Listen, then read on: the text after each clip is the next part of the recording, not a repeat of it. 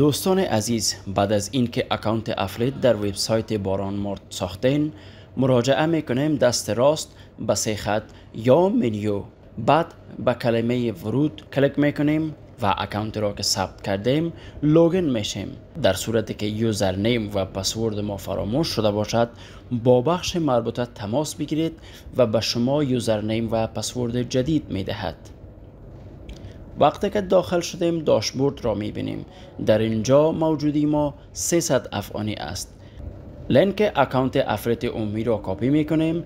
در براوزر خود لینک افلیت اکانت عمومی خود را جاگذاری میکنیم و میریم داخل وبسایت.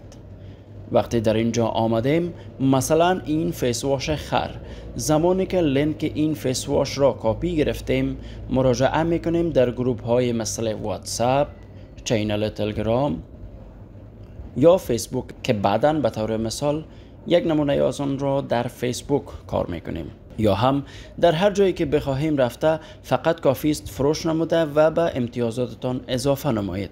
بعد از اینکه شما موفق به فروش یک یا چندین محصول میشوید، اتومات به حسابتان پول می آید. لینک مورد کپی شده را در اینجا پیست میکنید، میگذارید تا تصویر ظاهر شود. بعد از اینکه تصویر لینک ظاهر شد، می توانید لینک را پاک کنید.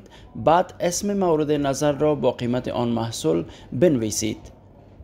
به طور مثال این فیس واش خر که هم اسم آن را می نویسیم و هم قیمت آن را که شما در تصویر مشاهده می کنید. و همچنان این محصولات baranmart.com در سرتاسر افغانستان و در گوشه گوشه نقاط افغانستان موجود می باشد. هر کس می تواند سفارش بدهد و تحویل بگیرد. باران مارت، معتبرترین فروشگاه آنلاین در افغانستان.